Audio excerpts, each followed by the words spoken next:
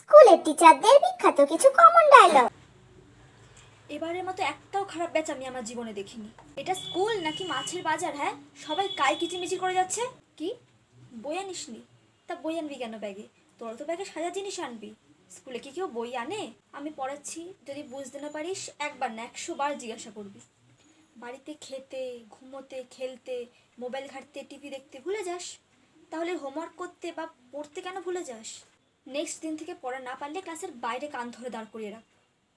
ছোট ক্লাসের বাচ্চাগুলো দেখবে, তখন থাকবে তো মান সম্মান? আরে ছোটরা কি শিখবে তাদের থেকে? আর একবার দুষ্টুমি করতে দেখলে হেড ম্যামের ঘরে নিয়ে যাব। এবার পরীক্ষায় কম পেলে প্রত্যেককে গার্জেন কল করব। এতবার বোঝালাম তাও বুঝতে পারছিস না? মাথায় কি গোবর পড়া আছে? এটা নাম্বার সব ক্লাসে করিয়েছি, তাও এই অবস্থা। পড়াশোনা ছেড়ে দে। কী হবে পড়াশুনো করে? বেকার বেকার শুধু বাবা মার পয়সা ধ্বংস করছিস। দেখ, পড়াশোনায় সবাই ভালো হয় না, কিন্তু প্রত্যেকে ভালো হবার চেষ্টাটুকু তো করতে হবে। পরীক্ষায় খাতায় 2টো কম নাম্বার পা, কিন্তু মানুষ হিসেবে খাঁটি হোস, ভালো হোস বাবা।